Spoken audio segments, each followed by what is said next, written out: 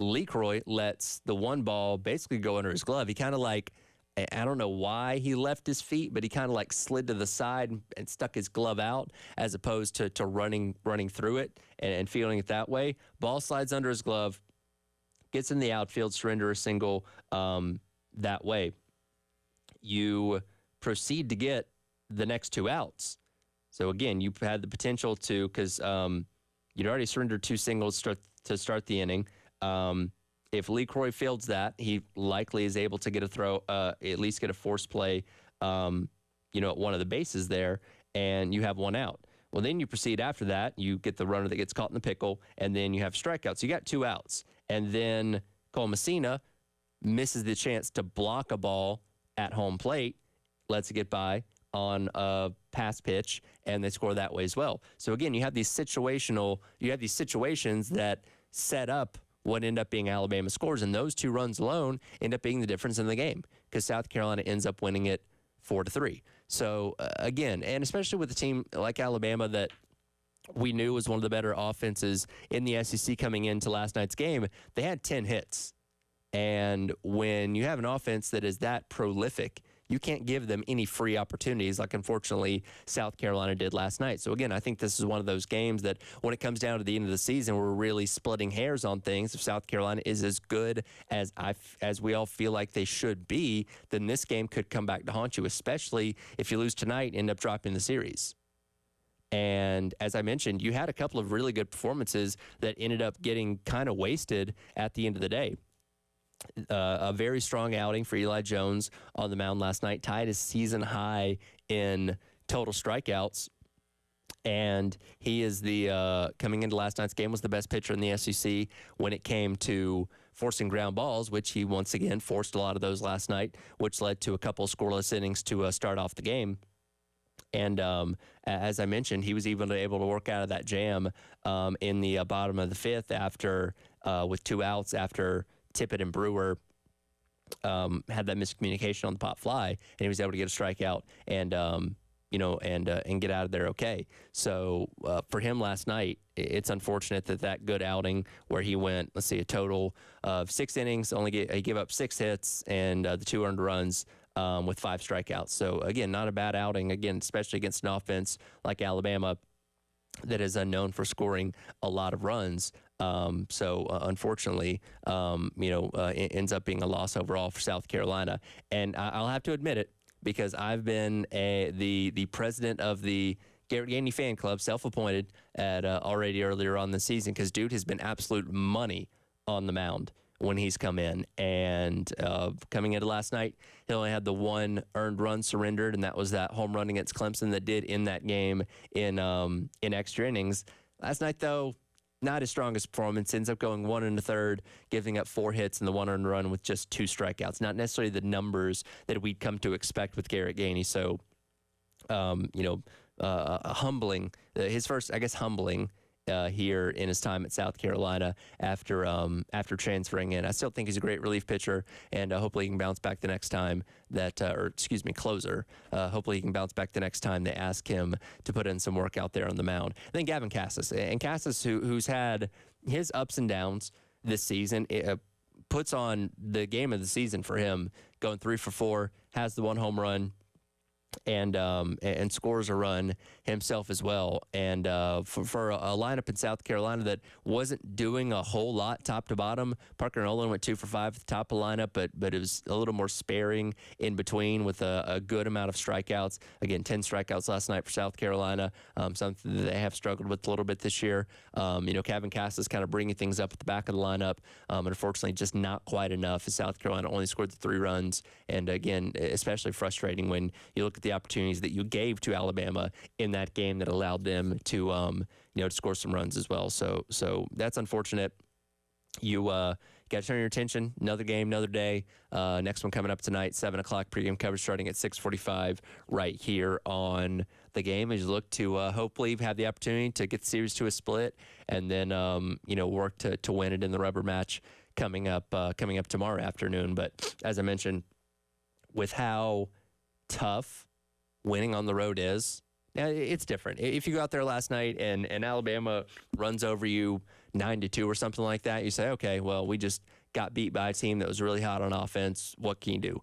Go back to the drawing board and work on some things. But for a game that you had well in hand for the most part, to, again, let it slip through your fingers there in the late innings in a one-run game, which, again, when you think about South Carolina's losses this season, so many of them have come in one-run games. The 2 losses against Clemson, one-run game. You had the 1 loss against Ole Miss. That was a one-run game. You have this loss that was, once again, a one-run game that, again, you don't want to be looking back, a month and a half from now or 2 months from now when you're in Hoover or getting close to Hoover and saying, man, if we just did these 1 or 2 things differently, that would have been a win, that would have been a win, and that would have been a win. And we're talking about different seeding for the NCAA tournament and all that kind of stuff. So you hope this does not continue to become a trend where South Carolina just finds itself barely losing in some very, very tight games. So we'll see how they bounce back tonight.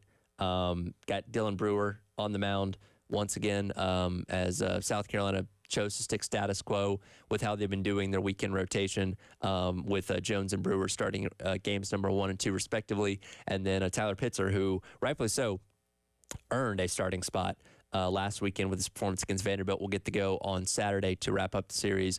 Everybody is pitching a little bit shorter rest just because of how things got moved around last weekend and this being a short week. But again, Eli Jones, fantastic last night despite being on short rest. Coming off of the Saturday start against Vanderbilt. So hopefully a good start coming up tonight for Dylan Brewer, who also is really good as far as forcing ground balls in the SEC.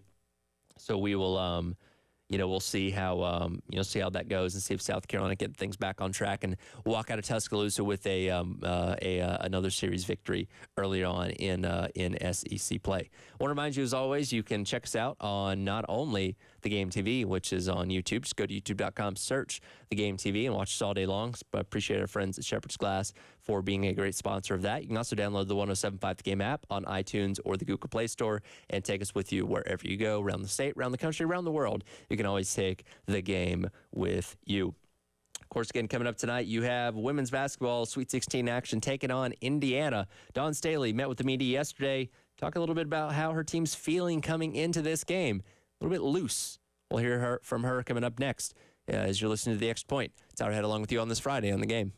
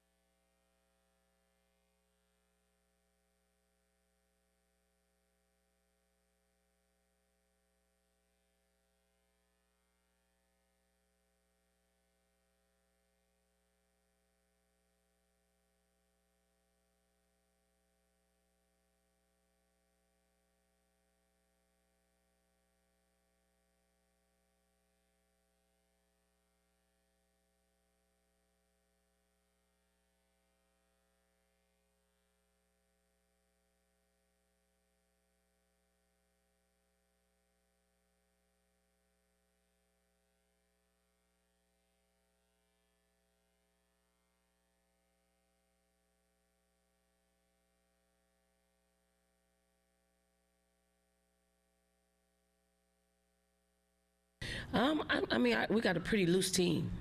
So you saw the beginning of practice, and they were pretty focused for about 30 minutes.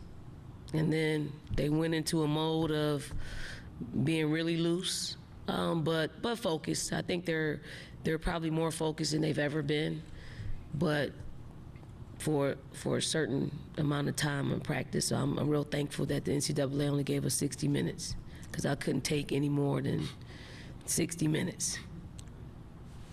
Welcome back in. It is the Extra Points Hourhead with you on this Friday morning, getting you set for the Gamecock women in action in the Sweet 16 up in Albany as they take on the Indiana Hoosiers at 5 o'clock. Again, that game will be heard on our sister station, 98.5 WOMG. Premium coverage starting at 4:30. If the women win today, then you can hear the Elite 8 game coming up on Sunday right here on the game. We don't know what time, but that would be if South Carolina does end up winning today. But Coach Staley there talking about her team feeling loose and feeling confident going into this game, and they should, because nobody's had a better first two games of the NCAA women's tournament than South Carolina. They absolutely demolished Presbyterian, which kind of expected that. That's a team they'd beaten by 70 points earlier on in the season, and then proceeded to do about the same thing to North Carolina on Sunday in the second round, which that was a little bit more of a surprise because, again, that's a higher level team in North Carolina, and one that gave South Carolina some fits earlier on in the season in that road game up in Chapel Hill. But I think that just kind of spoke volumes to how locked in this team was, and how, much of a point they have to prove. In this NCAA tournament, and looked all the part, in those first two games, and had a couple days off, and now getting reset to take on the Hoosiers, who won a very good, very physical back and forth game with Oklahoma the other day up there at Assembly Hall to get themselves to the Sweet 16, somewhere that they are quite familiar with, in the history of that program as well. For South Carolina, you're leaving Colonial Life Arena, which is the benefit of being a top seed and getting the chance to host the first couple of round games in your own venue, something that South Carolina's gotten very used to. The team did struggle the last time they were put in a neutral venue out there in Nashville. I say struggle, they still won the whole thing, but definitely did not look as crisp and efficient, especially through those first two games taking on Texas A&M and Tennessee, as we'd seen them do this entire season. So there may be a little bit of concern that there might be a little bit of shakiness maybe coming out of the gate like we saw up there in Nashville. But look, South Carolina's a heavy favorite in this game for a reason. They've passed every task put in front of them so far this season, and no reason to think that they can't go out there and do that once again. Though, when you talk about Indiana and talk about Coach Terry Morin, she is one of the few coaches around the country now that can lay claim to a victory over Dawn Staley in South Carolina. That was all the way back in 2019, that game in the Virgin Islands, and Indiana won that game pretty handily. And if you were wondering if Dawn Staley still thinks about that game, you are absolutely correct. Cut 16 here, Dave. Here she is reflecting on that loss almost 5 years ago. Well, with this team, nothing. With me, it's the vivid game that I remember us losing in the Virgin Islands. I actually look back at that box score. They scored 20 fourth quarter points. We scored 6. Yikes. It was a really good game. It was a very physical basketball game, and it was probably one of the games that, we haven't lost very many of them, so I remember the ones that we've lost over the past couple of seasons. But well-coached team, did what they needed to do to win, but something good actually came out of that particular loss. We ended up winning that tournament in the Virgin Islands on points. So that was kind of cool to do that in Aaliyah's hometown, and we had an island party after that. It was pretty cool. So she clearly hasn't forgotten, which, again, that's not surprising. Dawn Staley is the ultimate competitor, and I imagine there are plenty of losses in her career that still keep her up at night, as irrelevant as they may seem right now. But again, this is a coach and a program that beat you only a handful of years ago. Is something that South Carolina is looking to avenge, because they've actually lost the last two matchups that they've had with Indiana, if I remember it correctly. And this is an Indiana team that is no stranger to beating some of the best teams in the nation. They beat Iowa right at a month ago, towards the end of the regular season, after having lost to them earlier on in the year, and that was a game. They actually did a really good job of containing and limiting Caitlin Clark. She was 8 for 26 from the field in that game. So definitely not up to her statistical norms. Mackenzie Holmes, who is Indiana's best player, was not only scored 24 points in that win against Iowa. She was actually in that game against South Carolina all the way back in 2019. Now, she was coming off the bench at that point in time, but she did end up scoring, 8 points in that contest, and she's one of the best players in the Big Ten, the leading scorer for this, Indiana team, as well as their best rebounder, too. And we'll go cut number 18 here, Dave. Here is Dawn Staley scouting Mackenzie Holmes, as well as some of the perimeter players that Indiana brings to the table. When I think of Holmes, I think of Peely, and I think of Utah. To have played them gives us some familiarity with how they keep you balanced. Like, Peely was one that you can get her the ball and she can go to work. So I got nightmares from that, because we couldn't stop her. So we have to do a better job. Holmes is, very similar in the paint. Peely was all over the place. Peely could bang a three. Peely can go mid-range. Peely could take you off the dribble. I think Holmes is one that she does her damage in the paint. If we can get her to take some 15-footers, we're doing our job. But we know that 90% or 95% of what she's going to do is work us over in the paint. So, our positioning is going to be great, have to be great in order to contain her. And then their perimeter players have the ability to shoot the ball. They're one of the most efficient teams offensively in the country. So we need to disrupt. We need to make them play a little bit faster than they want to play. And our defense definitely has to show up. And from an offensive standpoint, depending on how they play us, whether they play off of us or whether they get into us or somewhere in between, we have to move the basketball. The ball can't stick. I think we're our best when we've gotten a reversal or two, and everybody touches the ball and makes the defense move. So hopefully we can have some of what we brought to the table in the first and second round. As you mentioned there, similar to the South Carolina men, a big MO of Indiana's game is going to be trying to slow things down a little bit and kind of bring it into a more of a grinded out type of game. And Indiana is a team that does want to get physical. And, of course, that's a game that South Carolina is very, very good at. Talking about Mackenzie Holmes, of course, the leading scorer for this team. And as Dawn Staley mentioned there, very good down in the post. She's going to be matched up with Camila Cardoso. Camila's got about 4 inches on her, so that should hopefully play very well into the advantage of Camila, as it often does against most opponents that South Carolina goes up against, just because size is something that's very hard to overcome when you're on the short end of the stick there. But again, Holmes, very good player, and has proven that throughout her entire career in Indiana.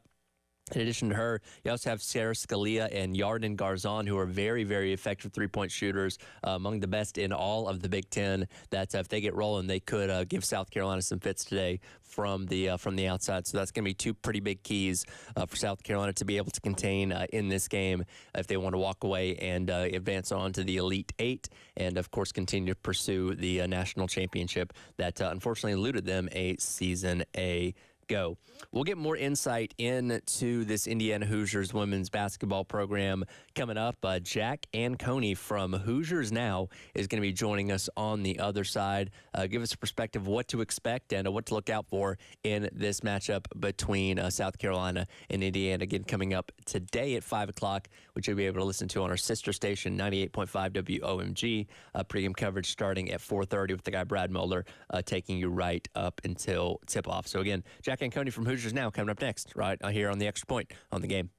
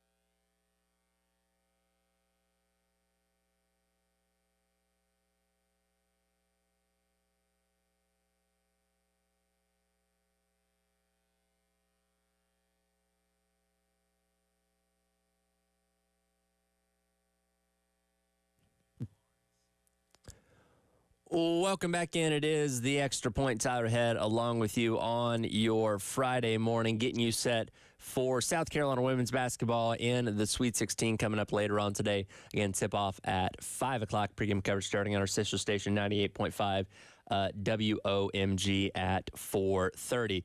To get more insight into the opponent that is the Indiana Hoosiers women's basketball team, now welcome in on the Love Chevrolet phone lines, Jack Anconi from Hoosiers Now. Jack, first of all, appreciate a little bit of your time this morning to help us get some insight into the Hoosiers. First off, I mean, what's kind of the mood and sentiment around the program and the fan base as, you know, being the big underdog going up against a team in South Carolina that is been undefeated up to this point, that everyone, you know, as maybe a lot of people have already penciled in and being in the Final Four in the national championship. What's the vibe of Indiana kind of being overlooked in this game? Hey, Tyler. Well, thanks for having me on, first of all. And, yeah, you're right. IU knows they're the underdog, and they're kind of approaching it with that mentality. You know, I thought something that Terry Morin, Indiana's coach, said that stood out yesterday was, you know, she said, I don't know that anybody believes South Carolina can be beat. And so they're kind of approaching it with, you know, we have nothing to lose. It's kind of playing with house money type of thing. And I think that's very different than how they approached the last few games because, you know, if you go all the way back to last season, Indiana was a number 1 seed and they got upset at home in the round of 32. And, you know, that was a devastating loss. And they brought back most of the team, but did lose a few key players. So it felt like a lot of this season was kind of building up to, can they get past that point and kind of, you know, lift the burden of some of that loss off their shoulders. And you kind of felt them maybe exhale a little bit, I think, after beating Oklahoma in the round of 32 this season. So I think it's a total shift in mentality. I don't think, you know, many people expect Indiana to win this game. South Carolina's favored by 15.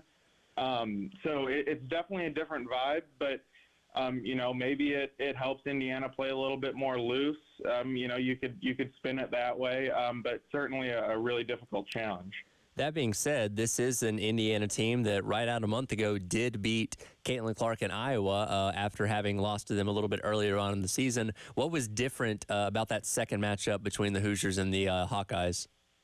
Yeah, I thought they did a really good job of making every shot difficult for Caitlin. You know, they obviously always, you know, the primary defender, you know, was sticking really hard on her, and then they'd bring double teams, triple teams, kind of hard hedge the ball screens and things like that. So they really didn't give her much space at all. And, you know, that was different from the first matchup when she really burned them. I think she still ended up with 20-plus points in the second matchup against Indiana, but she shot, I want to say something like 7 for 24. So I'm not saying that's exactly right, but it was well below 50% in the second matchup, and that was kind of the key. And then I think with Iowa, too, you have to do a better job on their supporting cast, which they did not do in the first game, but they were able to definitely limit some of the other pieces in that second matchup.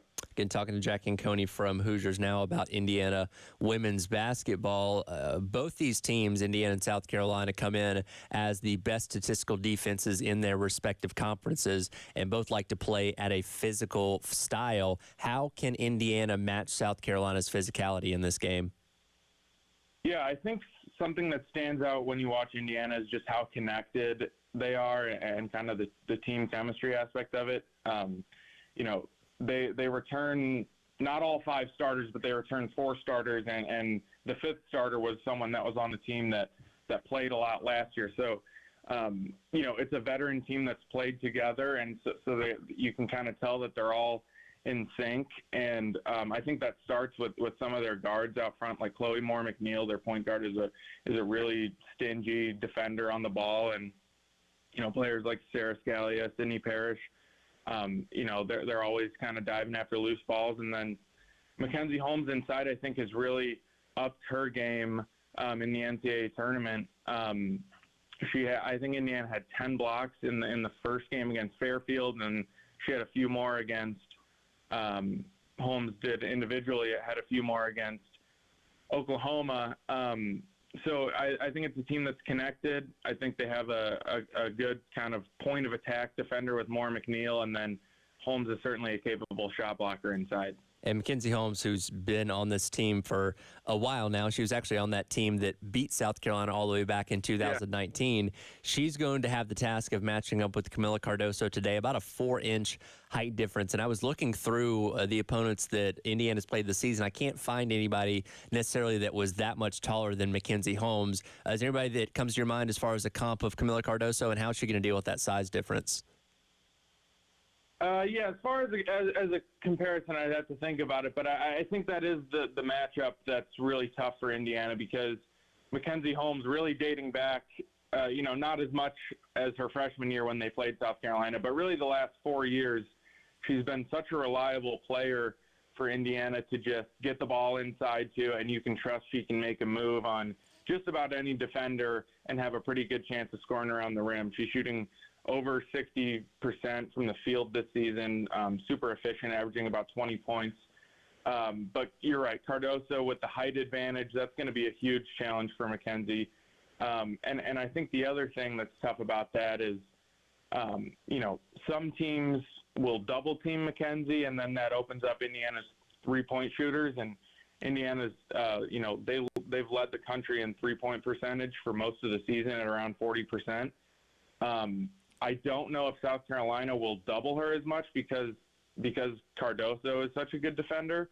So that would maybe allow South Carolina to kind of stick on Indiana's shooters more. So I think not even just individually, but I think if Cardoso can handle Holmes one-on-one, then that makes everything else, so much more difficult for Indiana, because the shooters might not be as open as they have been in past matchups when, kind of guards are digging down on Mackenzie and things like that.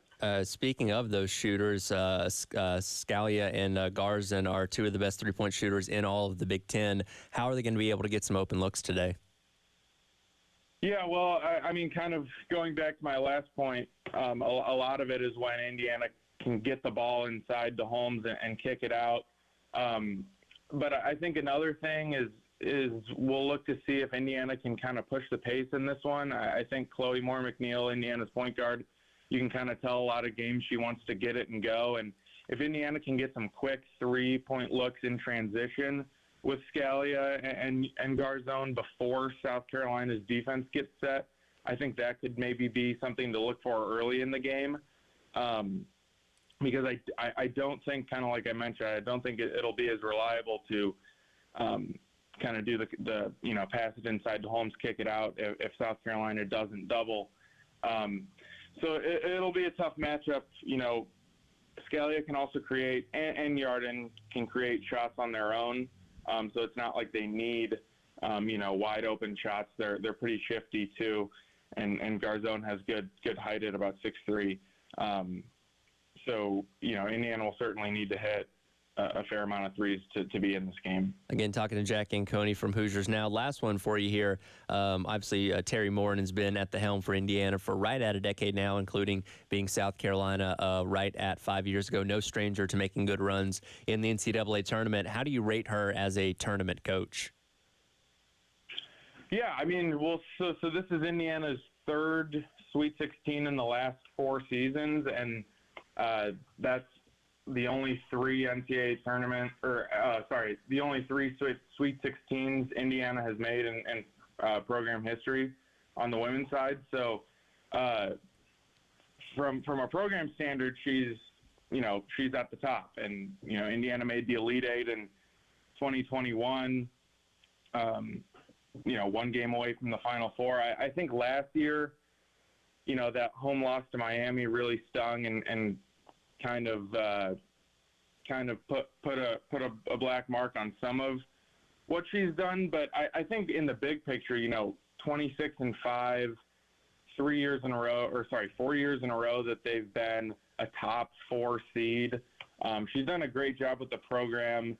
And I think in women's college basketball, it's like when you can make the Sweet 16 and, maybe losing in the Sweet 16 is not what you want, but, you're going up against a team like South Carolina who's really difficult to defeat. That's kind of, just a tough draw. I think if maybe Indiana could have made it further if had they been in a different region. Obviously, you can't control that, but I think Morin's done a great job the last 4 seasons building this up and building a high floor too is important. Indiana has lost great players like Grace Berger, who's in the WNBA now, Elliot Patberg, a fair amount of others, and they haven't had any sort of drop off in the last 4 seasons. So that's a testament to the great program that Morin has built.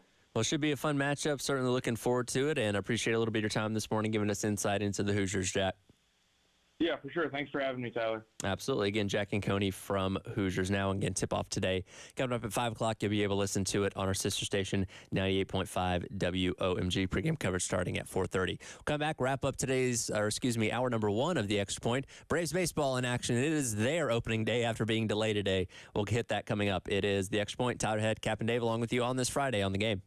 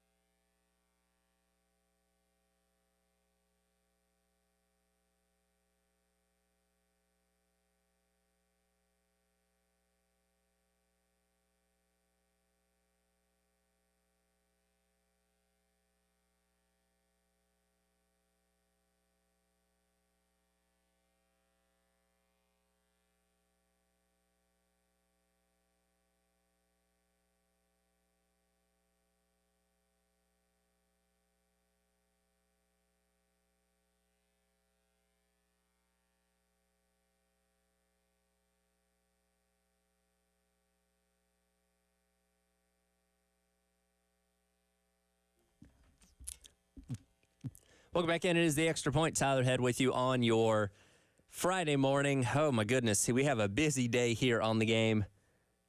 Coming up at noon until 3, myself and Terry Ford will be doing a Sound and Images live show out at Quaker Steak and Lube. It's a restaurant, a travel center, and a bowling alley right there at Bluff Road and I-77. Come by and see us. We'll have stuff to give away. Come hang out with us. We'll be talking Final Four. I'll be talking some baseball as well, and getting you set for a very, very fun weekend of sports coming up later on today. Of course, we have women's basketball on our sister station, WOMG, and then we have baseball. Game number 2 of the series against Alabama coming up tonight, 7 o'clock first pitch. Pregame coverage starting at 6:30 right here on the, 6:45 right here on the game. Speaking of baseball, Braves finally get their season rolling today as they take on the Philadelphia Phillies. This was, of course, a game that was supposed to take place yesterday. But, of course, that rain that pushed through here in South Carolina the other day was making its way up the East Coast and ended up postponing opening day one extra day for the Braves, and the Phillies also postponed the Mets and the Brewers for their game that was supposed to happen yesterday as well. So going to be happening today, 3:05 first pitch for the Braves. They look to bounce back against the team that knocked them out of the playoffs in the divisional round once again last season. Of course, the Philadelphia Phillies, being the divisional foe of the Braves, and one that unfortunately has ended their season a couple times here as of late, and the Braves, wanting to continue their string of winning the NL East and hopefully making another deep run in the playoffs. I won't lie to you. I'm still, I feel like I'm still kind of riding the high of the World Series a couple years ago. I never thought I'd ever see a Atlanta sports championship in my lifetime. So I don't want to say I was content for the years after that, but being able to say that, the Braves won the World Series only 3 years ago, still feels pretty good. Obviously want to see them get back, want to see them make some more deep runs in the playoffs, but, this is a team and an organization that has done so much good in these years under Brian Snicker. Alex Anthopoulos is the GM, and everything that he's been able to do, and, getting great acquisitions in the offseason. A couple that I'm very excited to see, for the Braves. You bring in Jared Kelenic from the Mariners to add to that outfield. Also bring back Adam Duvall for the 87,000th time, it feels like, as well as bringing in Chris Sale from the from the Red Sox to add to that starting rotation for the Braves that was already pretty good. And then hoping the bullpen can be a little bit better this season. But we'll see what happens. Spencer Strider getting the start today for the Braves. Opening day starter, and rightfully so. Obviously, phenomenal pitcher and has been in his time with the Braves. Going to be looking for redemption in this game. You go back to that game that ended the Braves season last year in the NLDS, where they lost 3-1, and Spencer Strider gave up 3 solo home runs in that game. Two of which were to Nick Castellanos, which, no surprise, Nick Castellanos hits bombs seemingly left and right. So, Spencer Strider looking for a little bit of redemption, getting himself off to a good start in 2024. And, I know he's working on some different pitches and stuff in spring training, so we'll see, how all that has come along and progressed with the game coming up today. And then on the other side, you have Zach Wheeler getting the start for the Phillies, somebody that the Braves actually did pretty good against last year. The Braves were 2-2 in games in which he started, and they particularly hit off him pretty well in a September 12th outing last year, where they hit 3 home runs off of him. So you would certainly like to see some of that kind of offense replicated today, and hopefully today is also the start of another magical season for Ronald Acuna Jr. after having the season of his career. His young career so far, last year with the 40 home runs and the 70-plus stolen bases. He had a really cool story that he put up on the Players Tribune the other day, talking about his time when he was, growing up and wanted to be a professional baseball player, and the cool story that was. If you have time, I certainly recommend going out and reading it. It's very cool, perspective to get from Ronald Acuna, somebody that, because of the language barrier, we don't get to hear talk a whole lot. So reading that coming from him was really, really neat, and something that really gets you excited for the Braves season to get rolling again coming up later on today. So very, very cool for that, and hopefully a good baseball weekend all around for not only the Braves, but for the South Carolina Gamecocks as they hopefully can escape Tuscaloosa with a series victory. Again, game number 2 coming up later on tonight. That'll do it for hour number 1 of the Extra Point. As always, intern Joe going to hop in here with me for hour number 2. Going to hang out for a little bit, talk some women's basketball. We'll dive into baseball as well. Touch on some March Madness too, as we did have the first 4 games of the men's Sweet 16 taking place last night. We'll dive into all that and much, much more coming up in hour number 2 of the Extra Point here on the game.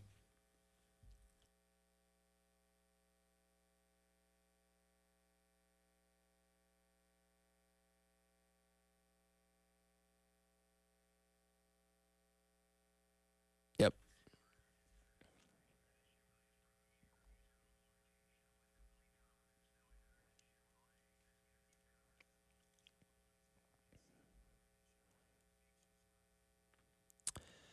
Let me ask you a question. How often do you think about your home's foundation? The answer is probably not a whole lot. Look, we have a lot going on in our lives. There's a lot going on in sports right now. We have other things occupying our mind, but you always need to keep an eye out for odd things that you might see around your home that could be a sign of serious foundation problems. Things like cracks in your exterior brick, cracks in walls or above windows and door frames, doors and windows that might be a little bit sticky, uneven or bouncy floors, cracks over your garage door. If you see any of these things, any of them at all, in or around your home, you could have serious foundation issues. And if so, you can check out our friends at Canty Foundation Specialists. Go online to cantycanfixit.com. They will send a professional out to come analyze your home's foundation and get it fixed up just right so that you and your family can live comfortably going forward. Again, cantycanfixit.com. Schedule an appointment today for our friends over at Canty Foundation Specialist.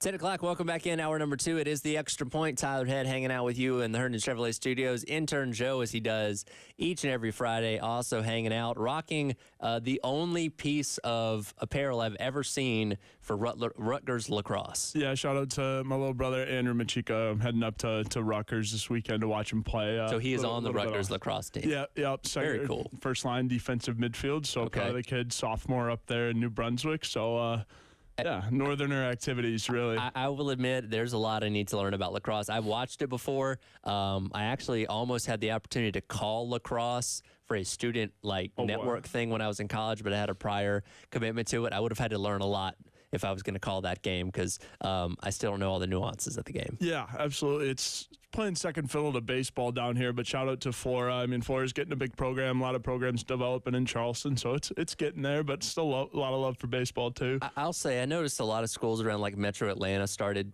having lacrosse. Now, it was more of the nicer areas, typically. Not every school had them, but I did notice it starting to kind of gain a little bit of a foothold. So I don't know how big it's going to become in the South, but it's growing a little bit. Yeah, we'll see. I mean, it's good to have options out in the spring. I mean, get loose, play, the fast game on 2 feet, as they call it. So, should be a fun weekend up in Jersey. It's North Carolina. They're pretty good at North Carolina, too. Duke, yep. Yeah. 2 powerhouses in the ACC, Virginia.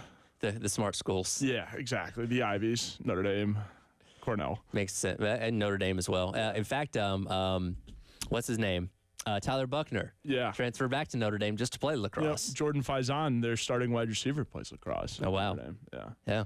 That's something you don't hear every single day. Lacrosse football crossover. It's wild what they're doing up there at Notre Dame. Well, of course, Buckner was at Alabama as a short-lived starting quarterback for them this past season. Baseball was in action last night against Alabama on the road in Tuscaloosa. I brought this point up earlier that I really think this is one of those games when you look back, because, again, the SEC is going to be super competitive as it is each and every year, where you kind of hang on every single win and loss. And when you look at last night's game, it's these kind of careless mistakes that South Carolina made that ended up costing them the game, where you come to the end of the season, if we're talking about seeding in either Hoover or for the NCAA tournament overall, having essentially a win that you could have had in Tuscaloosa slip through your fingers could come back to bite you. Yeah, absolutely. And I mean, this team has shown that they can play, above these capabilities, but this is a consistency thing, right? They didn't play horrible last night, but it was just a couple mistakes here and there that really, cost them the game. I still think they have a good shot at the series. Again, just a couple careless mistakes, like you said, Tyler, it cost them the game last night. And again, maybe a little weird turning around, playing on a Thursday, and traveling all the way to Bama, something like that. But, got to turn around tonight. And it's one of those things because they came into last night with 24 errors on the season, which was tied for 11th in the SEC. When you're beating teams, 10-2 or, 19-14 like the other night, those kind of things don't rear their head as much. But as you get into these series against high prolific offenses like Alabama brings to the table, you can't afford to let them get any kind of free passes like South Carolina did last night. No, and what Vanderbilt did at your own home barn last weekend should be enough of a teaching moment. Like, we really, really have to tighten it out, because even the best of the best can kind of lose track a little bit, because Vandy entered, the game playing really well defensively and offensively, but I mean, they lost it. And that's kind of the frustrating thing about South Carolina baseball these past couple of years, is there's always kind of that one area that's just not quite up to where you need it to be. 2 seasons ago, it was obviously hitting, where you had really good pitching, but the hitting just wasn't where it needed to be. Last season, you had very good hitting, but the pitching was a little hit or miss, and obviously had injuries and stuff like that. Will Sanders had his situation. And now, as of right now, it seems like maybe the fielding's a little bit of an issue. There's still plenty of time to correct that, but, through the first not even 30 games of the season so far, that's something that has become a little bit of a problem. Yeah, and I think what should give fans hope, right, is the fact that Kingston's really, tweaking the lineup, and that helps a lot defensively. And when you're up games, you can make those defensive substitutions. Throw Evan Stone in there, and his bat's been coming along a little bit this season as well. But, there's a lot of options that you have defensively, and a lot of those guys have started to show, and like I said, that they can also hit too. So it goes both ways, and you're still kind of toying around with the lineup here a little bit, but you have, your 2 or 3 guys that that you can rotate in. Well, one thing they haven't toyed around this weekend was with the starting lineup. as we went into last weekend, once again, not knowing who that third starter was going to be, it ended up being Tyler Pitzer. And you haven't been in here this week to be able to talk about it as much. And I was listening to you on your on the walkthrough the other day talking about it. But man, an incredible performance for him last Sunday against Vanderbilt. Again, the number 3 team in the country, as a true freshman who'd only come out of the bullpen to that point, being asked to start in that kind of game, and he was certainly up to the task. Yeah, Tyler, add another starter to the list, right? You know how we talked about how this team essentially has 5 or 6 starters or guys that they feel comfortable starting. Add Pitzer to the list, and he came out and he shoved. And Kingston talked about liking Becker out of the bullpen a little bit, and I think that's, it's valid because Becker brings that intensity, and to come in and play cleanup a little bit, not have to start the game off slow, and as teams kind of get into rhythm, Becker can just come in and start in a rhythm, and Pitzer went as long as he could, man. He went as long as he could. Yeah, absolutely. And he's going to get the 3rd game start. And again, this series is kind of funny because of Easter and starting last night instead of on Friday. So he'll be the 3rd game starter on Saturday coming up tomorrow, which will kind of shift back to normal with Sunday coming up next week. But I agree with you. I think Becker is kind of better suited out of the bullpen right now. And, knock on wood, this doesn't happen. But if somebody in your starting rotation goes down, has an injury, whatever it may be, probably be the guy that you would slide in there as that 3rd starter. Yeah, it's a dream scenario, right? When you have a guy who's been an established starter, is coming out of the bullpen and is having success, you don't necessarily need to pull the trigger on him and, again, potentially, look for injuries or something like that, when he's going longer, starting games off and stuff like that. So it really is a dope scenario that you have with the starting rotation. Then you have guys like Eddie Copper, Ty Good that are also coming out of the bullpen that are capable of starting as well. Speaking of the bullpen, and I self-appointed myself pretty recently the president of the Garrett Gainey fan club. Yeah. Unfortunately, last night was his roughest outing of the season. He'd only given up the 1 earned run coming in, that home run against Clemson that ended the game, which I guess that was the first game that they played against them out there at Segra Park. But last night a little bit rough, 1 1/3 inning, giving up 4 hits and 1 runs, which again ended up being kind of the deciding factor at the end of the game. Now that 1 run that he gave up was the one that Messina didn't block necessarily at the plate as well, which again kind of goes back to the mistakes. But again, all these things kind of add up, and especially in a tight game like this, that 1 run ends up being the difference. Yeah, absolutely. Garrett Gainey, Tyler, I'm glad you guys are really high up on him here because he just brings the energy out of the bullpen. And in that Clemson game, I was sitting in the photo well, and I kind of see I would have trusted him to go back out there. They were timing up his fastball a little bit. But, again, rough outing for Gainey, but, knowing Gainey, he's going to flush it. And, it's the next appearance, right? I mean, he brings so much energy to the mound. You just have to. And as a true freshman, I mean, he's playing with nothing to lose. So every appearance is a new one. And, he knows that. Absolutely. From an offensive standpoint, great night for Gavin Cassis, going 3 of 4 with the home run. The lineup itself, you had a little bit of production from the top. Parker Nolan went 2 for 5. Messina got a hit, as did Kennedy Jones. But this is going to be one of those things that, especially as Alabama's pitching kind of started to fall into its rhythm, you knew those hits were going to be a little bit harder to come by. Ended up with 8 on the game. Again, 3 of those go to Gavin Cassis. But so far, so good. I feel pretty good about where this offense is at this point in time. Again, this is a team that, did a number on Vanderbilt this past weekend, and hopefully we'll see more runs as the weekend goes along. Yeah, they just need to all get in sync right now that Casas and Causey have started hitting a little bit better. Now they have all of those rotational guys and the guys that are mainstays in the lineup hitting well. It's just a matter of matching it up on the night now. So, everyone needs to go off on one night instead of, 2 guys going off on game 1, 2 or 3 going off the next night. I mean, because that's only 2, 3, 4 runs. When you get everyone together, it could be a run rule. Yeah, absolutely. And you kind of mentioned that, Kingston's done a lot when it comes to shifting the lineups around. Dylan Brewer was leading off until, I can't remember what game. It wasn't all that long ago, but you move him back down to the bottom of the lineup. He had a rough outing last night, going 0 for 4, leaving a couple guys on base as well. So kind of trying to find his groove. And, we talk about this so much, and Kingston mentioned this coming away from last weekend where you had Petrie and Messina really kind of fall into their groove a little bit because the rest of the offense, falls in line with those 2 guys, which again are hitting, and the 2 and 4 hole falls in line when those guys are playing at their best. Yeah, absolutely. And I like the fact that they're giving Brewer, continuous chances, right? Because, I mean, he's shown he can hit, and especially like in this short little time frame of it, you look within the last couple months, I mean, he's really gone off. He's in it with a couple games. So, offensively, they're trusting their guys, right? And then slowly integrating a couple guys. And then, I mean, you saw what they did with Kennedy Jones. They didn't give up on Kennedy Jones when he started Colt, right? Blake Jackson was out there starting in left.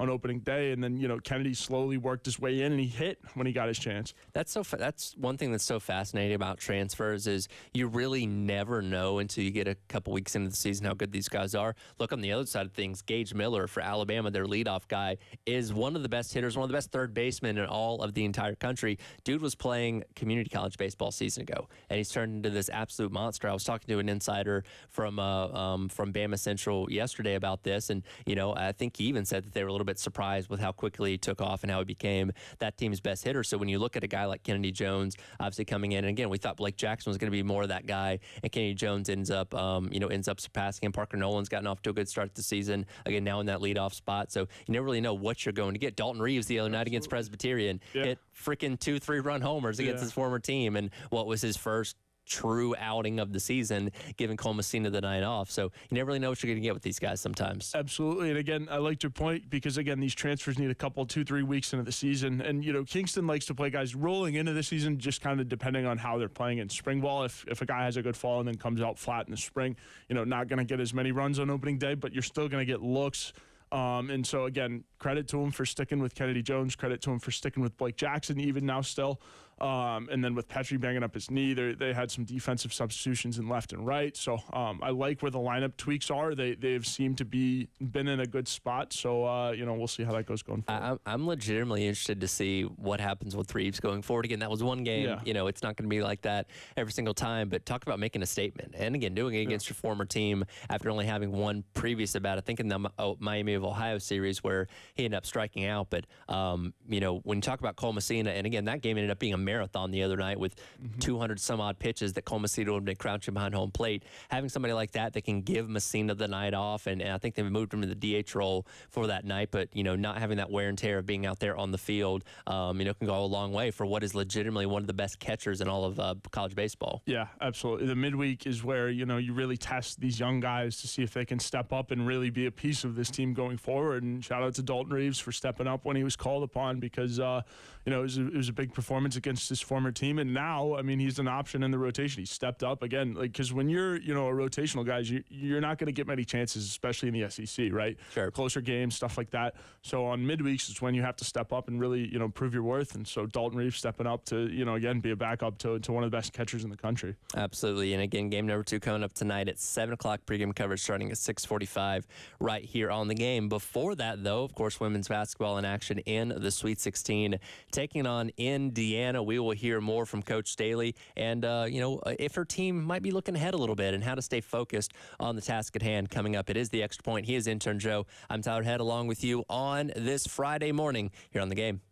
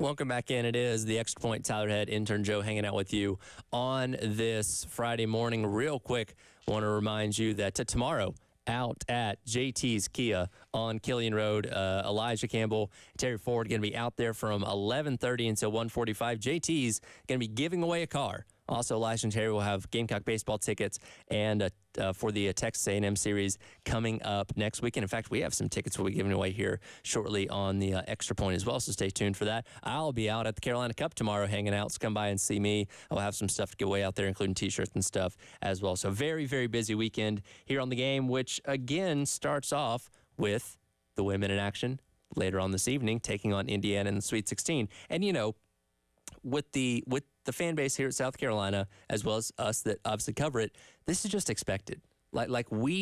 So many programs on the country are going to make a big deal about making the Sweet 16, and rightfully so. It is a hard thing to accomplish when you go from a field of 64 or 68 when you count playing games to getting down to the final 16 teams. Like, a lot of programs, they hang banners for this kind of stuff. South Carolina is just like, yeah, of course they're in the Sweet 16. Yeah, Tyler, I don't want to sound like a privileged South Carolina student here, but yeah, it's crazy because Sweet 16 is expected, and you know it sucks that they have to go all the way to Albany to play in it, and you know the snowstorms, and I saw my Notre Dame people were also getting caught in all that, the plane traffic and all of that stuff. So Indiana, it'll be an interesting matchup. The Hoosiers come in. Good tournament coach over there at IU. I was listening to your interview with the women's basketball beat writer before I came in. It was really good. And so, yeah, IU, will certainly cause a problem. And, for South Carolina, if you start looking ahead, it's going to be real issues. Yeah, which I don't think that's going to be a problem. In fact, Coach Staley was asked about this yesterday in her press availability. That's at number 17 here, Dave, on if this team is looking ahead. They have zero idea. They have short memories. I mean, they only deal in the present, which is pretty cool. Like, you don't have to talk them off of a ledge because they're thinking it's going to be an easy thing. They take one game at a time. I probably I would say this, during the time between the SEC tournament championship and that prep time, I thought we were a little loose, and we thought it was going to be easy moving forward. And my energy spoke to, we got to keep the main thing, and the main thing right now is our next opponent. We didn't know who our opponent was at that time, and then we had to do media for the first round. And I did hear our players talk about some stuff I've never heard them talk about that's in the future. And I'm like, no, we have to talk about Presbyterian.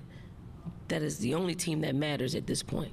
Like, right now, Indiana is the only team that matters at this point, because the margin of victory is so small at this stage of the game. So, and this team really doesn't know that. I mean, they know it from playing in the SEC and coming to some near losses, but they don't know it on this scale in the NCAA tournament. So I just want to keep them focused on what's right in front of us. And again, we kind of look at this through a different lens because we know how good South Carolina is. So when they were facing Presbyterian, it's like, all right, how many points are going to win this game by? Obviously, ended up running over them. The North Carolina game was a little more surprising. I thought that was going to be more of a competitive matchup, but South Carolina obviously squashed them in pretty quick order as well. But, from an internal standpoint, and I guess especially when you have, some girls like, Malaysia Fulwiley and stuff like that on the younger side that haven't been in these situations as much before, you can maybe kind of run into that thing where they're saying, oh, we're much better than this team. We shouldn't have a problem with them. But, of course, Dawn Staley, as she always does, really in the back end, like, hey, can't look ahead. You never know. Because, I think we were looking past Iowa to a degree last year. South Carolina will be able to handle Iowa, and they'll go play the national championship and win that. And it's one of those things when it wasn't until like the final minute of the game that it really set into me like, wow, South Carolina is actually going to lose this game. Yeah. And the team, not that the team was looking ahead, they ran into a very good Iowa team that really was able to exploit areas that South Carolina was not strong at a season ago. But, this team in Indiana tonight, South Carolina heavily favored, 15-point favorite. If they continue to play like the way that they did this past weekend, it could get ugly. But, again, Dawn Staley and company not looking at it that way. Yeah, absolutely. You got to keep your same goal in mind, but keep your focus on the opponent in front of you. And, this this team is uber talented, and I think what they have going for them in the chemistry standpoint of it is they treat every game like it's the next man up, like the next day, right? So they're loose and shoot around, I think, which is a big advantage to them because they're having fun as well, and so they're trying to play as much basketball as possible. So I think they're locked in, focused on the next opponent in front of them, if you will. And I don't think it can be understated where last year's team with the freshie class, like we expected them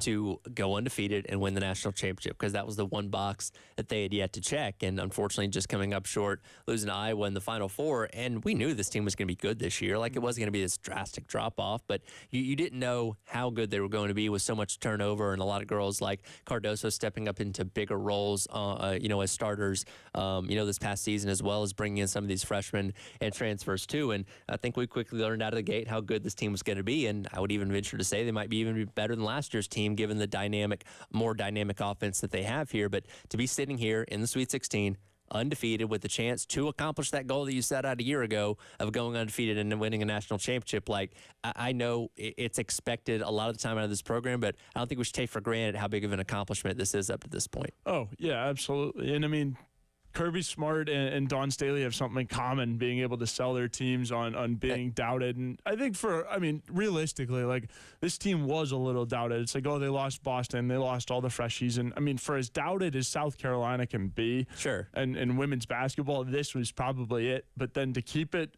going in this far into the season, I think, all credit to Dawn for that. And, that's why she's, a basketball genius and a coaching genius, because, they're whomping people, right? North Carolina, it was a closer game earlier in the season, and you saw, we all saw how that turned out. Like, North Carolina had like 8 points at a certain point in the second quarter. They played unbelievable defensively, which again is going to be a big key in the Sweet 16 and the Elite Eight. You got to keep your wits about you defensively. But yeah, going forwards, like this team, if they still think they're underrated, it's crazy, and that just goes into the genius of Dawn. I told one of my friends the other day that still covers Georgia, because he was saying he tweeted something about I guess they had done one of those SEC behind the scenes things for the women's tournament, and I don't remember which player he said it was, but one of the South Carolina players saying, yeah, everybody doubted us, and he's like, well, you guys are undefeated and won the SEC. And I said, I think Dawn and Kirby went to the same school of internal motivation, because remember the Georgia national championship team talking about, oh, they thought we were going to go 7-5. Nobody thought you were going to go 7-5, but within the walls of that program, that was what was preached. Like nobody believes in you. Chip on your shoulder, 7-5, and if you can get the players to buy in, that's all that really matters at the end of the day. And if Dawn Staley can make her players buy in, that maybe they're not as good as the rest of the country thinks they are. And she was yesterday talking about practice and they're not practicing good. It's like, they're playing games pretty good. At the end of the day, that's all that matters to us, but whatever motivates them, go ahead. And I think that, realistically, like, that's the secret to the sauce, right? Still being that locked in the Sweet 16 where you are. And that's why, Dawn Staley wins, and that's why she is so good at what she does, is because she is still locked in on the little things in practice. And my team, they're not practicing well enough, leading up to a Sweet 16 game. Like, it's the minor details, because we all know the saying, like, you practice, or you know, how you practice is how you play. And so I think, Dawn's concern is you go out in the Sweet 16 and you come out flat. How far do you think the highlighters could get in the women's tournament if they were to play? It's a good question. That's a really good question. Because they apparently they win sometimes in practice. I've seen a couple of those guys play at Strom, and they're legit. So I think playing up against this South Carolina team, and I'm sure, because they're really, really good games. From what I've heard, the rumblings, just kind of through sports media and stuff. But I don't know, Sweet 16, something like that. I don't know. It's kind of one of those situations where, like, you look at some of these great football teams, like, oh, well, their second string could still beat 90% of the teams in the country. And I know it's men and women's sport, but if you can go toe to toe with the best team in the country, who knows? Yeah, absolutely. And I have full faith that they're gonna tweak things up and shoot around today, and everything will be just fine. I did find it funny because Terry Morton's been the head coach at Indiana for a decade, and I played the clip earlier.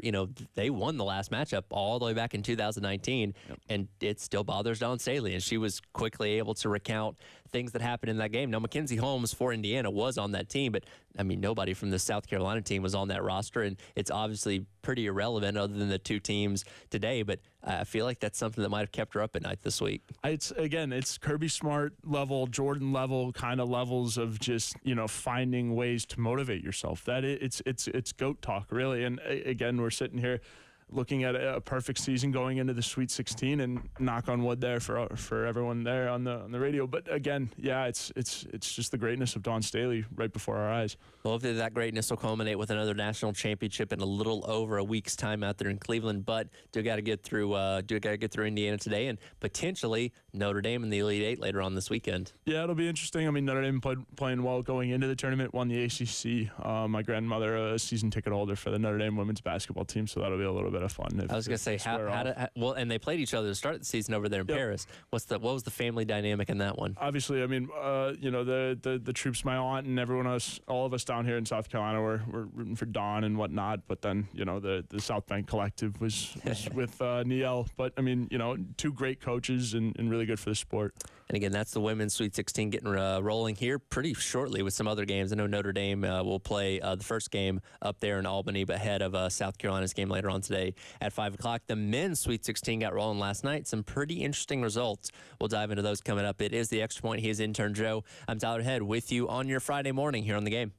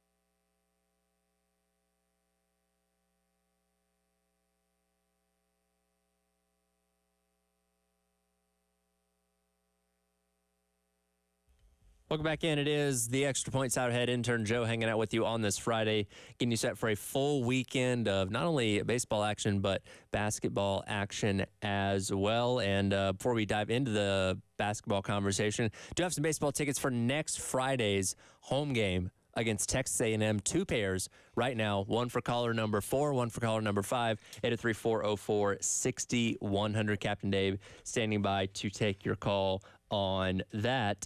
Switching gears over to men's basketball now, did have Final Four, and I keep wanting to say Final Four, Sweet 16 action getting rolling last night, and as much as people here aren't going to be happy about it, Clemson did get back to the Elite Eight for the first time since the 80s. Yeah, it's unfortunate off shooting night for Arizona. And, you know, I mean, it was a team that South Carolina went toe-to-toe with, and as unfortunate as it is, you know, Clemson, I think, you know, it does, you know, there is something to take from going toe-to-toe with a team that's in the Elite Eight now, I guess. That's not what anyone wants to hear.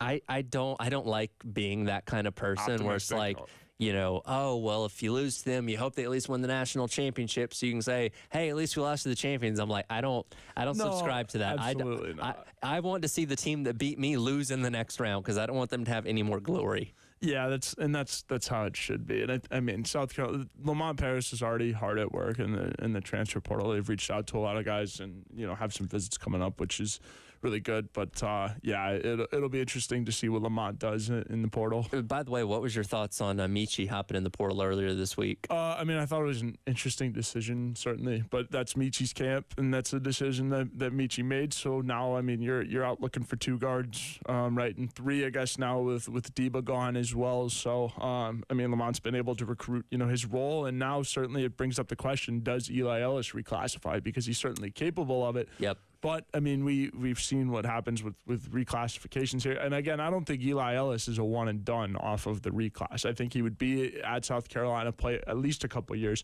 And he's really committed to Lamont Paris and staff and his dad. And the whole family is really in on South Carolina. So now the question is he going to reclass from a 25 to a 24? Yeah, and I think it's one of those things, as much as you would love to see that happen, I don't think you're living and dying on that necessarily. And, no. Again, watching his overtime elite highlights, dude is unreal. Like, he's going to be a big piece of South Carolina whenever he gets here, either in 24 or 25. But Lamont Paris showed, to me at least a season ago, that, you know, he knows what he needs to succeed in the SEC now. And I feel like it took that first year of kind of going through the grind of the conference schedule on a night in, night out basis to say, okay, here's what I have, here's what I need, and went out there and got all that in the transfer portal. And I feel like he's going to be looking for similar type of guys in the portal to bring in this upcoming season to kind of rebuild what, again, you're losing in 3 pretty critical guys moving on after this season. Yeah, and you're looking for a true-blooded scorer at your guard, and then you're looking for, again, I think Talon Cooper played his role in what Lamont Paris wants that role of that point guard to be almost perfectly. Like, it was to a T, right? He had enough length to go guard people. And, you know, I tweeted during the season, I'd hate to wake up on a Tuesday, hop on a bus, and realize I got to get guarded by Talon Cooper for 40 minutes, right? Sure. And so I think you want somebody to fill that role. And then, you, again, a true-blooded scorer, somebody like Eli Ellis, the prospects of what Eli Ellis could become. Again, the OTE's all-time leading scorer now, I guess. But so you need a guy like that, and it's unfortunate that Michi's walking or, you know, testing his draft waters. But again, I think he wants to get closer to home. So now Lamont's looking for, you know, a whole new backcourt, right?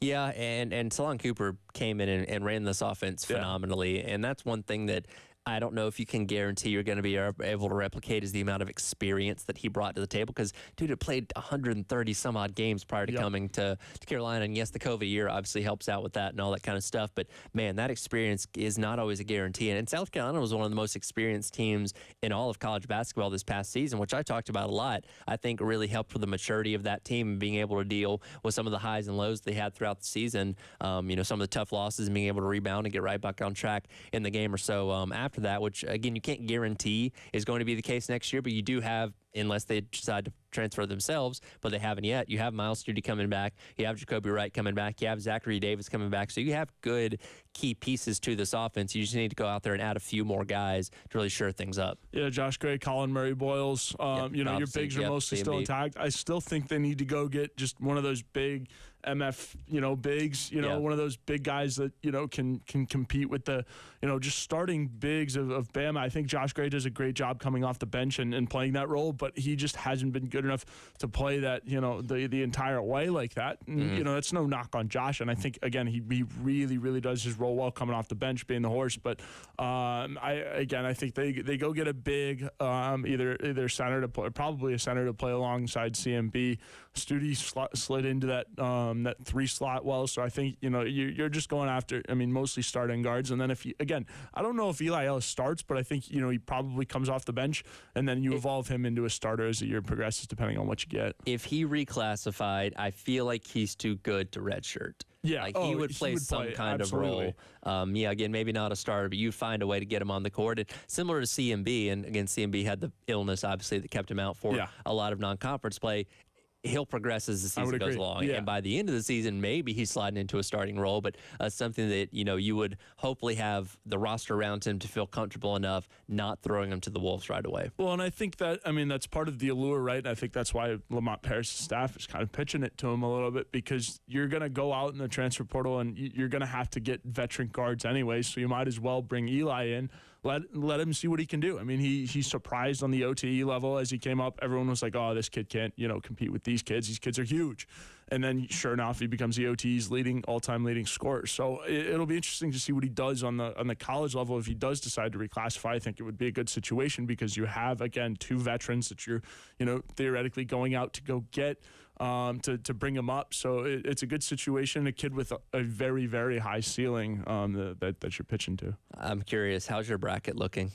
Not great. Not great. I don't. The 0th of percentage or whatnot. I lost my national champion last night. I had North Carolina. Obviously fell to Alabama. I just checked. I am 18,975,091st. Nice. So I'm in the top 19 million for whatever that's worth. UConn's still alive. You had UConn. Man, they've had the best run through the tournament so far and decimated San Diego State last night. Hurley's crazy, man, and that's exactly what you need in that job. They needed a little life in the Big East, and everything that he's done on Twitter has been fun to see. And to go from winning the national championship season to go, virtually replacing almost your entire team, doing the same thing. Yeah, being on path to do the same thing is very impressive, and that's why people talk about Lamont Paris very well could be coach of the year, but like Dan Hurley, if he completes this thing, it's hard to deny that. Yeah, I know. And I think, in terms of how the 180 that Lamont did is pretty ridiculous. And then Hurley kind of, does the same thing. But he has the whole program. Lamont turned the whole program and the whole outlook of the program around. I'd vote for Lamont. But I also would too. But from Hurley a national perspective, Hurley makes a very good case. And again, he's just a little bit nutty, which I feel like you need, especially at a place like UConn. Yeah, in the Big East, and I'm all for it, right? Because I think the SEC was kind of like that already. Yeah, they just needed a little fuel to the fire of other places doing it to make it bigger. Like Nate Oates, these games have been, Alabama, South Carolina, they've been chippy, especially, Cal sticking around, which, that's a whole different conversation. I saw last night on the pregame coverage before the first game, Bruce Pearl was on the desk, and I was like, how I wonder how coaches feel about that, because probably not great. I had Auburn in the Final Four.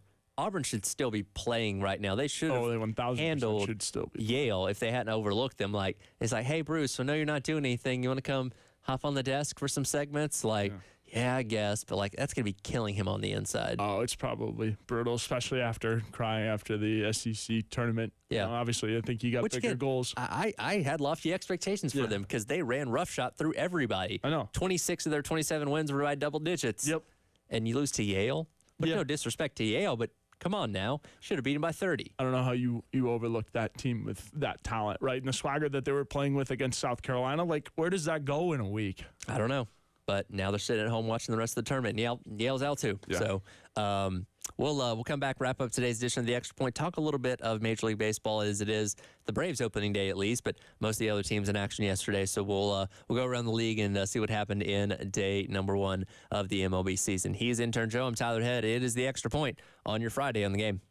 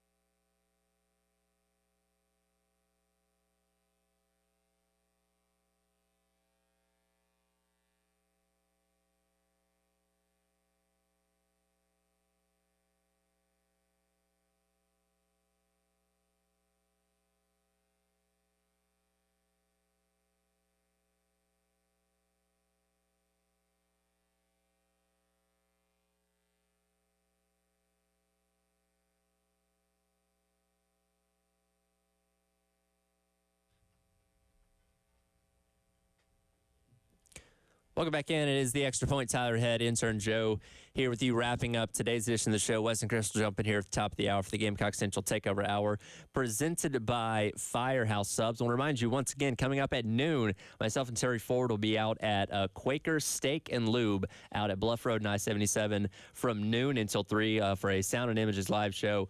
It's a restaurant, it's a travel center, and a bowling alley. Going to be giving away some cool stuff as well. So come by and see us, grab some food, bowl as well. It's going to be a good time. Again, out there from 12 to 3 at Quaker Steak and Lube out there at Bluff Road and I-77. Today, for me as a Braves fan, is technically my opening day. They got postponed yesterday because of the rain pushing up the East Coast, which they should have just started the season in Atlanta. They wouldn't have had that problem. But regardless, the season finally gets started today. You're informing me that you are a White Sox fan. I believe they fell to the Tigers yesterday, correct? Yeah, White Sox lost 1-0 in at guaranteed rate. So tough season. I mean, I think we're already mathematically eliminated. It's going to be a tough season on the South Side. Where we unloaded what we thought was a playoff baseball team. That kind of dissipated in Grandal and Anderson and all that. And so I'm ready to lose now. What is? That's a great way to look at it. What is the dynamic of being the?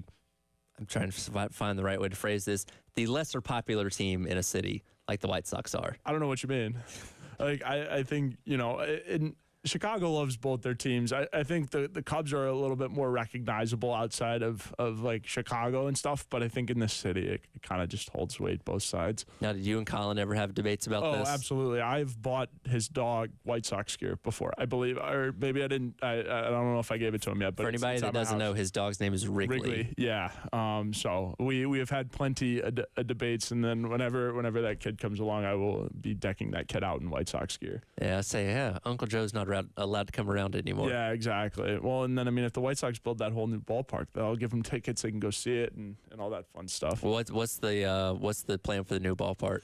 So they're planning on doing it kind of down by the Loop in Chicago, just moving it a little bit north, which is great. It's still on the south side of the Loop, but we'll see. Reinsdorf he's lobbying for a couple $2 billion. Chicago stuff. It's crazy. So that's it's like the art district. It's where there by the lake, not far from like Soldier Field. Just a little bit, south of the river, I think. Okay. There's like a plot of couple hundred acres, just right there. It'd be where the like Grant Park. Yeah, a little area. bit. Yeah, they call it the 78th, because it would be the 78th neighborhood in Chicago. I gotcha. Chicago stuff, northerner. Yeah, stuff. very cool. I was having this debate yesterday, and maybe it's just me getting a little bit older. Do you feel like opening day doesn't have the same like shine and buzz like maybe it once did? No, because I think if your team's good, it has the same shine and buzz because like you want to be there from the start. You're like, all right, we have some expectations. It's the same way for me as for the White Sox as a kid, right? There'd be Paul Konerko and whoever else is left. So I'd get up for opening day, and then it'd turn out they'd lose like 100 games that season. But I guess I'm kind of speaking more from the standpoint of like Major League Baseball as a whole, with like the promotion of it absolutely. and like the build up to it, because I feel like, and maybe it has something to do with the fact that now you can watch all your spring training games on your regional network like you would any other game. So there's not like this introduction as much as like football. And football, like pro football, has preseason and stuff like that. But when you have that first NFL game or first college football game, you're truly being introduced to your new team in that game. Where baseball, it's like, well, I could have watched this team play 30 games over the course of the past month or whatever, where it's not as new. But I just feel like Major League Baseball doesn't like, they've had trouble promoting their product for a long time. They've not utilized some of their superstars the way that they should, and I feel like, unfortunately, opening day, in my opinion at least, has suffered a little bit for that. Yeah, they need to play less games, if you ask me. I think that's the way you make, put more attention on baseball, like just professional baseball in like the short term, because everyone's like, oh, there's 162 of these. Like, I can pay attention later. So, I don't know. I think you shorten it up. You're right. I think the spring training thing, like pitchers and catchers reporting, really, it's like starting the car again where you get all the lights flashing. It's like, all right, baseball, here we go. But yeah, I think opening day, like obviously day one, you'll watch your team, but I don't know everyone who's making it through, game 2, game 3, game 4, throughout this week and weekend. I was going to say it takes the diehard fans to pay attention the entire year, because the average fan's not tuning in the middle of July. Especially if the team is bad. Yeah, especially if your team is bad. There comes a point when and look, Braves have had some bad teams over the years where you get to a point in the season where you're like, all right, this isn't going to change. I can tune out and not miss anything and just hope for next year to be better. Yeah, and I mean, for the Braves, it starts up there in Philadelphia. You guys, a team that bounced you guys last year. So Yeah, big past couple season. years. Yeah, exactly. It's not been well ever since the World Series. So looking for redemption. Spencer Strider on the mound today. Hopefully can at least walk out with a victory and start off the season the right way. Bad man Bryce Harper up there in Philly has been giving you guys some fits, and I think for my Braves local fandom, I play Xbox with a lot of kids from Philly, so I'm impartial, but best of luck on opening day and the rest of the season, all you Braves fans out there. Don't say Bryce Harper's name around Jay Phillips too loud. Absolutely. He gets upset. That'll do it for today's edition of the Extra Point. Appreciate it as always, intern Joe. We'll probably see you next week as well. Coming up next, Gamecock Central Takeover Hour presented by Firehouse Subs here on the Game. Thank you, Tyler.